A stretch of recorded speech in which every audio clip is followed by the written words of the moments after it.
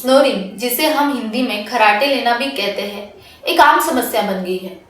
Snoring को medical term में sleep apnoea भी कहते हैं। दुनिया भर में लगभग हर 5 में से 1 व्यक्ति इससे पीड़ित है। ऐसा अनुमान है कि लगभग 45% पुरुष और 30% महिलाएं स्नोरिंग से पीड़ित है। खराटे लेने वाले व्यक्ति को समाज में कई बार अपने तेज आवाज के खराटों के कारण शर्मिंदगी महसूस करनी पड़ती है। खराटों के कारण उनका मजाक भी बनाया जाता है। खराटे लेते समय कभी कभी ठीक से सांस लेने में तकलीफ होती है और 10 सेकंड तक सांस नहीं ले पाने से शरीर को ऑक्सीजन की पर्याप्त मात्रा नहीं मिल पाती। ऐसे में नींद से उठने के बाद भी सुस्ती, कमजोरी और चिड़चिड़ापन जैसी समस्याएं पैदा हो जाती है। खराटे और कमजोरी की समस्या ज्यादा बढ़ने पर डॉक्टर से पॉलीसोमैनोग्राफी या स्लीप स्टडी के द्वारा इसकी जांच भी करवा सकते हैं। तो आइए अब जानते हैं कि आप खराटे लेने की परेशानी से कैसे बच सकते हैं। रोजाना सोने से पहले गर्म पानी जरूर पिए। इससे गले की सांस की नली खुल जाती है और खराटे नहीं आते। 1 गिलास गर्म पानी में 1 चम्मच नमक घोल ले। सुबह उठने के बाद और रात को सोने से पहले इससे गरारे करें। इससे गले में होने वाले सूजन से राहत मिलती है और खराटे भी कम हो जाते हैं। शहद में कई प्रकार के औषधि गुण पाए जाते हैं। रोजाना 2 से 3 चम्मच शहद का सेवन करने से गले की तकलीफ दूर हो जाती है। लहसुन को सरसों के तेल में गर्म कर ले। इससे गले और छाती पर मालिश कर ले। ऐसा करने से सांस लेने में होने वाली रुकावट दूर हो जाती है और खराटे की समस्या से भी निजात मिलती है। किसी भी तरह की एलर्जी, सर्दी या शुष्क हवा के कारण होने वाले खराटों के लिए पेपरमिंट यानी पुदीना एक बहुत ही अच्छी औषधि है। 1 गिलास पानी में पुदीने के तेल के 1 से 2 बूंदे डाल लें। इससे रात को सोने से पहले अच्छी तरह गरारे कर लें, पर ध्यान रखें कि आप इसे निगले ना। ऐसा तब तक करें जब तक आपके खराटे आना बंद ना हो जाए। ऑलिव ऑयल एक एंटी इंफ्लेमेटरी एजेंट होता है। ये सांस की नली के टिश्यूज को आराम पहुंचाता है और स्वेलिंग को कम करके हवा के लिए खुला रास्ता बनाता है। इसके लिए सोने से पहले ऑलिव ऑयल के 2 से 3 सिप आप ले सकते हैं या फिर आधा चम्मच शहद में आधा चम्मच ऑलिव ऑयल मिलाकर ले सकते हैं। खराटे होने के मुख्य कारणों में से एक है हमारी सांस नली में पड़ने वाली बाधा, जो नाक में जमी धूल मिट्टी के कारण भी हो सकती है। इसलिए हमें हमारी नाक को हमेशा साफ रखना चाहिए। इसके लिए एक बड़े बाउल में उबलता हुआ पानी लें। उसमें 3 से 4 बूंदे यूकेलिप्टस एसेंशियल ऑयल या टी ट्री एसेंशियल ऑयल की मिला लें। अपने चेहरे को बाउल के ऊपर झुकाकर सिर को टॉवल से ढक ले और 10 मिनट तक भांप ले। ऐसा कुछ दिनों तक करें जब तक आपकी नाक खुल न जाए। क्लैरिफाइड बटर या जिसे हम हिंदी में देसी घी भी कहते हैं, उसमें कुछ मेडिसिनल प्रॉपर्टीज होती है जो हमारे बंद नाक को खोलने में मदद करती है। थोड़े से घी को हल्का सा गर्म कर ले। इसे एक ड्रॉपर की मदद से अपने दोनों नोस्ट्रिल में 2 से 3 बूंदे डाल ले।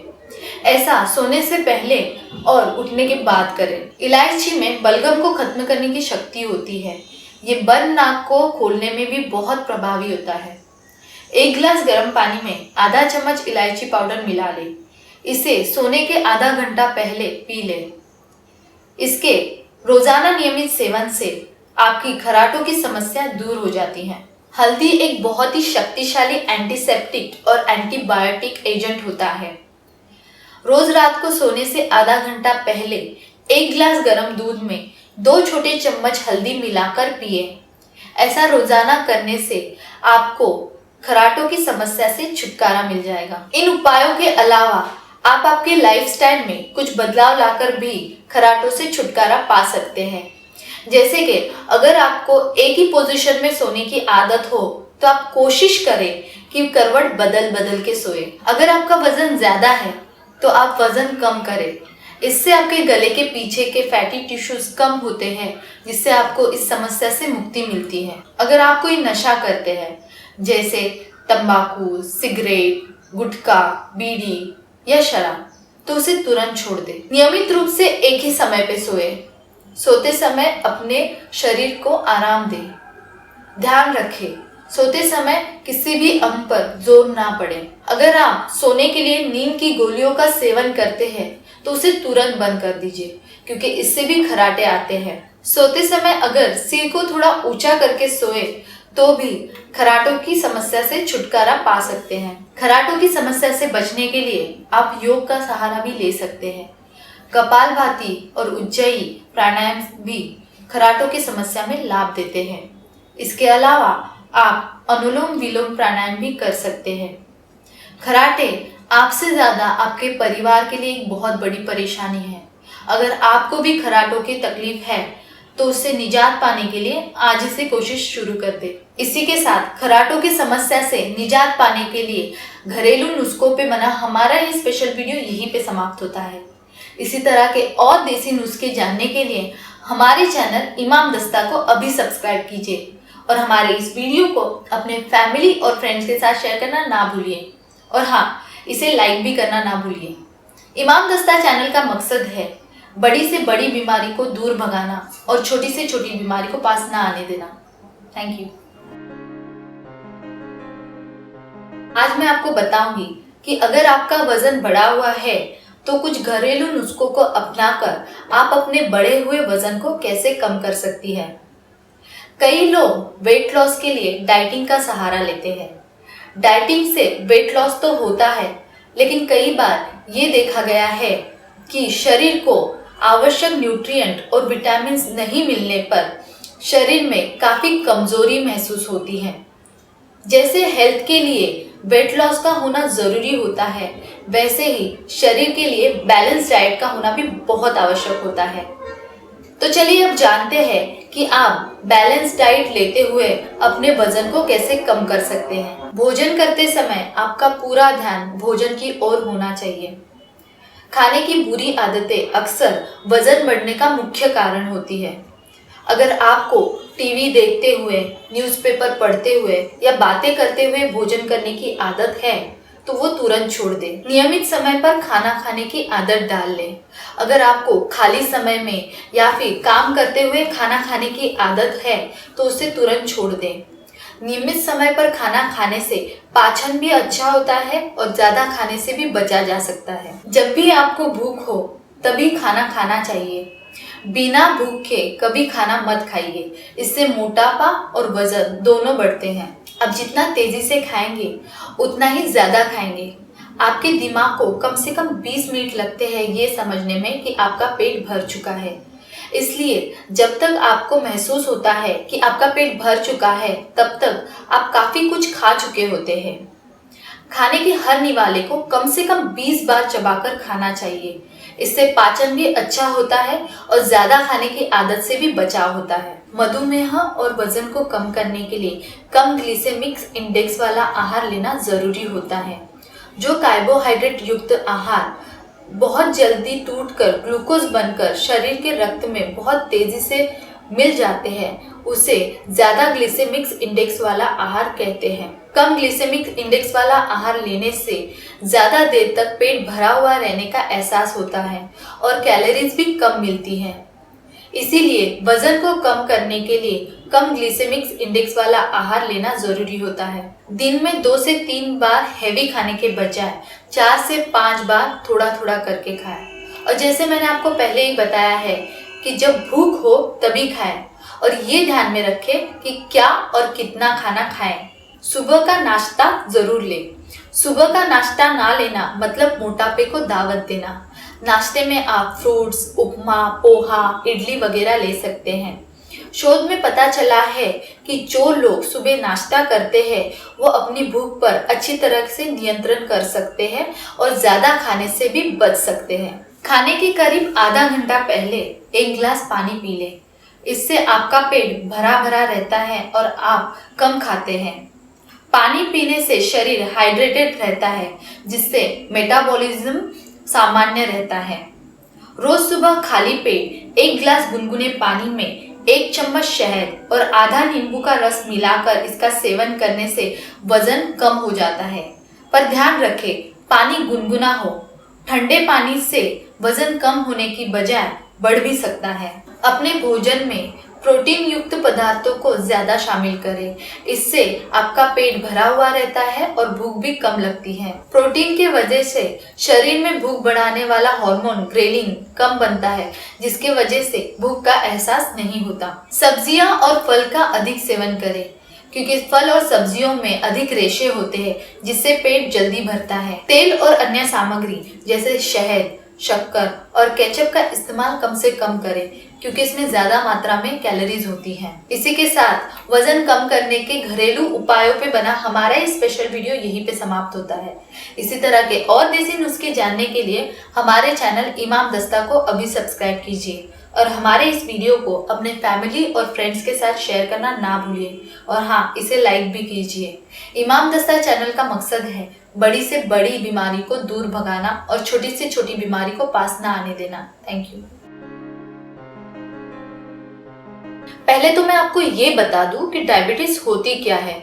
हम जो कुछ भी खाते हैं उसे हमारा डाइजेस्टिव सिस्टम ग्लूकोज बनाकर ब्लड में भेज देता है। इसे हमारी बॉडी के सेल्स में पहुंचने के लिए इंसुलिन नामक हार्मोन की जरूरत पड़ती है। जब हमारी बॉडी इंसुलिन को बनाने में कैपेबल नहीं होती तो ब्लड में ग्लूकोज का लेवल बढ़ जाता है।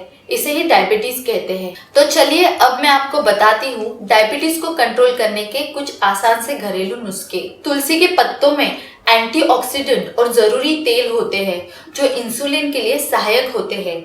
इसीलिए शुगर लेवल को कम करने के लिए तुलसी के 2 से 3 पत्ते प्रतिदिन खाली पेट ले या 1 चम्मच तुलसी का रस भी आप ले सकते हैं। 10 ml आंवले के रस में 2 ग्राम हल्दी मिला लीजिए। इस घोल को दिन में 2 बार लीजिए। इससे खून में शुगर की मात्रा कंट्रोल में रहती है। काले जामुन डायबिटीज के मरीजों के लिए एक अचूक औषधि मानी जाती है। डायबिटीज के मरीजों को काले नमक के साथ जामुन खाना चाहिए। इससे खून में शुगर की मात्रा नियंत्रित रहती है। लगभग 1 महीने के लिए रोज अपने खाने में 1 ग्राम दालचीनी का इस्तेमाल करें। इससे ब्लड शुगर लेवल को कम करने के साथ ही वजन नियंत्रित करने में भी मदद मिलती है। करेले को डायबिटीज के औषधि के रूप में इस्तेमाल किया जाता है। इसका कड़वा रस शुगर लेवल को कम कर देता है, इसलिए करेले के रस को रोज पीना चाहिए। करेले के उबले पानी से डायबिटीज को हमेशा के लिए खत्म किया जा सकता है। मधुमेह के इलाज में मेथी दानों का बहुत महत्व है। इससे पुराना मधुमेह भी ठीक हो जाता है। मेथी दानों का चूर्ण रोज सुबह खाली पेट पानी के साथ लेना चाहिए। इससे बहुत फायदा मिलता है। कांच या चीनी मिट्टी के बर्तन में 5 से 6 भिंडी रात को काट कर पानी में भिगोकर रख दे। सुबह इस पानी को पी ले, इससे भी बहुत फायदा मिलेगा। मधुमेह के मरीजों को नियमित रूप से 2 चम्मच नीम का रस और 4 चम्मच केले के पत्तों का रस मिलाकर पीना चाहिए। ग्रीन टी भी मधुमेह में काफी फायदेमंद होती है। इसमें पॉलीफिनॉल्स होते हैं जो एक मजबूत एंटीऑक्सीडेंट और हाइपोग्लिसेमिक तत्व है, जिसकी वजह से शरीर इंसुलिन का सही तरीके से इस्तेमाल कर पाता है। सहजन के पत्तों में दूध की तुलना में 4 गुना ज्यादा कैल्शियम और 2 गुना ज्यादा प्रोटीन होता है। मधुमेह में इन पत्तों का सेवन करने से पाचन शक्ति बढ़ती है और रक्तचाप नियंत्रित होता है, इसलिए इसका नियमित सेवन लाभ देता है। बेल, नीम, तुलसी और बैंगन बेलिया के 6-6 पत्ते लेकर इसमें 3 काली साबुत मिर्च पीसकर खाली पेट पानी के साथ लें। इसे लेने के कम से कम आधे घंटे तक कुछ ना खाएं। इसके नियमित सेवन से शुगर लेवल कंट्रोल में रहता है। एक नई शोध में ये साबित हुआ है कि अदरक मधुमेह की बीमारी में काफी कारगर है। ऑस्ट्रेलिया में हुए एक शोध के अनुसार अदरक रक्त में शुगर के लेवल को नियंत्रित करता है। पुराने से पुराने मधुमेह में भी, जिसमें शरीर के अंग प्रभावित हो चुके हो, डेली खाली पेट अदरक का रस बहुत ही फायदेमंद होता है। मधुमेह में सोया के आटे की बनी रोटी खानी चाहिए। सोयाबीन में कार्बोहाइड्रेट और स्टार्च बहुत ही कम मात्रा में होते हैं। यही चीजें मधुमेह में नुकसान पहुंचाती है। इसलिए सोयाबीन को पीसकर आटे में मिलाकर खाने से मधुमेह नियंत्रण में रहता है। मधुमेह के शिकार व्यक्ति को अपने भोजन में एलोवेरा को जरूर शामिल करना चाहिए। एलोवेरा में मौजूद विभिन्न प्रकार के विटामिन और मिनरल शरीर के सेल्स के लेवल पर काम करके शुगर लेवल को नियंत्रित करके व्यक्ति को चुस्त और दुरुस्त बनाने में मदद करते हैं। मधुमेह से ग्रस्त व्यक्ति के लिए अलसी का सेवन बहुत ही फायदेमंद होता है। अलसी को मिक्सी में पीसकर आटे में मिलाकर इसकी रोटियां खाएं। इससे लंबे समय तक शरीर में ताकत बनी रहती है। मधुमेह में डेली अमरूद का सेवन करें। इसे पतला पतला काट कर इसके ऊपर सेंधा या काला नमक और काली मिर्च छिड़क कर इसे खाना चाहिए। इससे मधुमेह में काफी आराम मिलता है। मधुमेह को नियंत्रित करने के लिए दक्षिण दिशा की तरफ सिर करके सोए और अपने बेडरूम में कम से कम 100 ग्राम साबुत फिटकरी का टुकड़ा अवश्य रखें। इससे मधुमेह को नियंत्रित करने में बहुत सहायता मिलती है। इसी के साथ डायबिटीज के घरेलू उपचार पे बना हमारा ये स्पेशल वीडियो यहीं पे समाप्त होता है। इसी तरह के और देसी नुस्खे जानने के लिए हमारे चैनल इमाम दस्ता को अभी सब्सक्राइब कीजिए और हमारे इस वीडियो को अपने फैमिली और फ्रेंड्स के साथ शेयर करना ना भूलिए। इमाम दस्ता चैनल का मकसद है बड़ी से बड़ी बीमारी को दूर भगाना और छोटी से छोटी बीमारी को पास ना आने देना। पहले गंजेपन की समस्या सिर्फ उम्रदराज लोगों में दिखाई देती थी, लेकिन अब ये किशोरों में भी देखने को मिल रही है। अनहेल्दी डाइट और खराब लाइफस्टाइल के वजह से महिला और पुरुष दोनों ही गंजेपन का शिकार बनते जा रहे हैं। वैसे तो आजकल मार्केट में बाल उगाने की कई नई नई टेक्निक्स आ गई है, पर आप घर पर ही देसी नुस्खों द्वारा न केवल अपने बालों को झड़ने से रोक सकते हैं बल्कि दोबारा उगा भी सकते हैं। तो चलिए मैं आपको बताती हूँ कि वो कौन से नुस्खे हैं। गंजेपन के उपचार में मेथी बहुत ही फायदेमंद होती है। मेथी को रात भर पानी में भिगोकर सुबह दही में मिलाकर पेस्ट बना लें। इस पेस्ट को अपने बालों की जड़ों में 1 घंटे तक लगा रहने दें। ऐसा करने से जड़ों में मौजूद रूसी कम होगी और सर की त्वचा में नमी आ जाएगी। मेथी में निकोटिनिक एसिड और प्रोटीन पाया जाता है जो बालों को पोषण देता है और बालों की ग्रोथ भी बढ़ाता है। उड़द के बिना छिलकों वाली दाल को उबालकर पीस लिए। इस पेस्ट को अपने बालों की जड़ों में रात को सोने से पहले लगा ले। कपड़े गंदे ना हो इसलिए सर पर टॉवल बांध ले। ऐसा कुछ दिनों तक करने से बाल उगने लगते हैं और गंजापन दूर हो जाता है। मुलेठी को पीसकर उसमें थोड़ी मात्रा में दूध और केसर मिलाकर पेस्ट बना लीजिए। तैयार किए गए पेस्ट को रात को सोने से पहले सिर में अच्छी तरह लगा लीजिए। सुबह उठकर इसे धो लीजिए। ऐसा करने से धीरे धीरे गंजापन दूर हो जाता है। हरे धनिए का पेस्ट बनाकर उसे सिर के उस हिस्से पे लगाएं जहां से आपके बाल उड़ गए हो। ऐसे लगातार 1 महीने तक करने से उड़े हुए बाल दोबारा उगने लगते हैं। एक केले के गूदे में नींबू के रस को अच्छी तरीके से मैश कर ले। इस पेस्ट को बालों पर लगाने से हेयर फॉल की समस्या दूर हो जाती है और उड़े हुए बाल फिर से जमने लगते हैं। बड़ी प्याज लेकर उसके 2 हिस्से कर लीजिए। सिर के जिस हिस्से से बाल झड़ गए हैं वहां पर आधा प्याज लेकर 5 मिनट तक रगड़ें। ऐसा लगातार कुछ दिनों तक करने से बाल झड़ना बंद हो जाते हैं और नए बाल उगना शुरू हो जाते हैं। बालों को मजबूत बनाने और झड़ने से रोकने के लिए बालों को भरपूर पोषण देना चाहिए। इसके लिए आपको बालों में मेहंदी लगानी चाहिए। आप चाहे तो मेहंदी में अंडा भी मिला सकते हैं। बालों को पोषण देने के लिए दही भी एक अच्छा उपाय है। इसके लिए बाल धोने के कम से कम आधा घंटा पहले आपको बालों में दही लगानी चाहिए। आप चाहे तो दही में नींबू का रस भी मिला सकते हैं। दही को बालों में अच्छी तरह लगाकर सूखने दें। इससे बालों में चमक आएगी और बालों की जान भी बनी रहेगी। अंडे का इस्तेमाल न केवल आपको सेहतमंद बनाता है बल्कि अंडा आपके बालों को पोषण भी देता है। इसलिए नहाने के 1 घंटा पहले बालों में अंडा लगाएं। आप चाहे तो अंडे में दही मिलाकर भी लगा सकते हैं। बालों में जान लाने के लिए तेल की मालिश करना जरूरी होता है।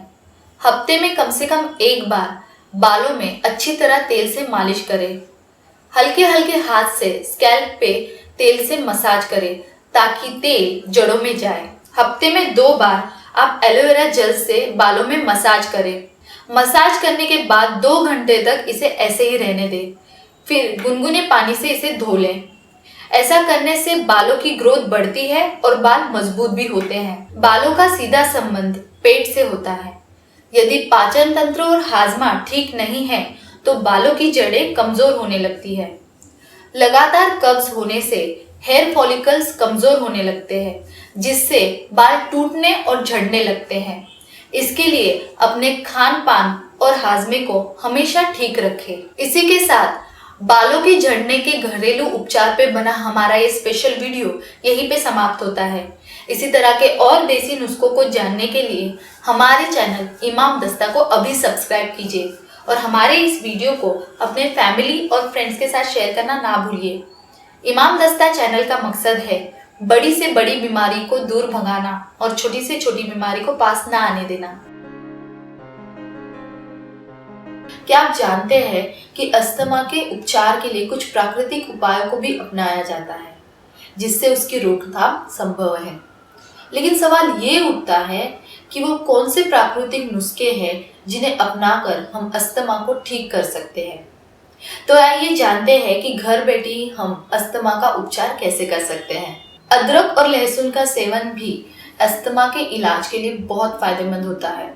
अस्थमा के शुरुआती अवस्था में 30 मिलीलीटर दूध में 5 लहसुन की कलियां मिलाकर इसे उबाल ले। इस मिश्रण को रोजाना सेवन करने से भी लाभ मिलता है।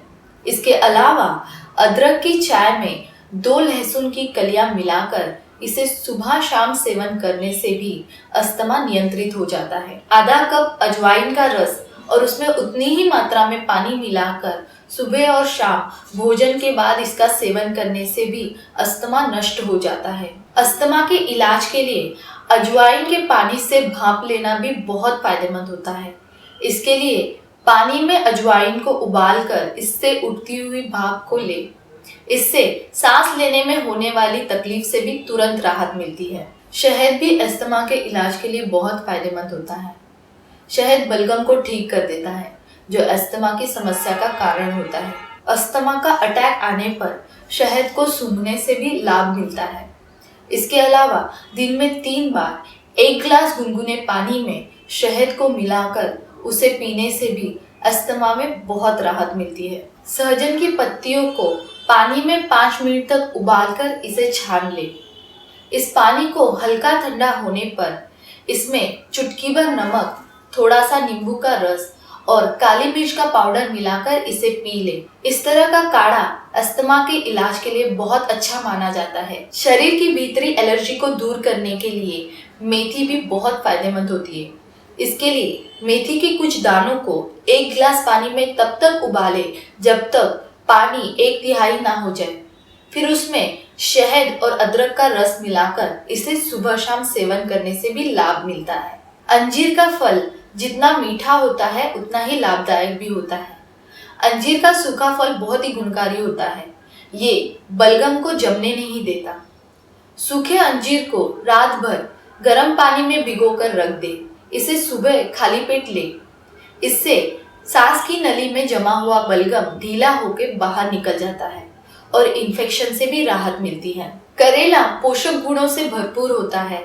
इससे अस्थमा का असरदार इलाज भी होता है। करेले का 1 चम्मच पेस्ट शहद और तुलसी के पत्तों के रस के साथ मिलाकर इसका सेवन करने से अस्थमा में बहुत लाभ मिलता है।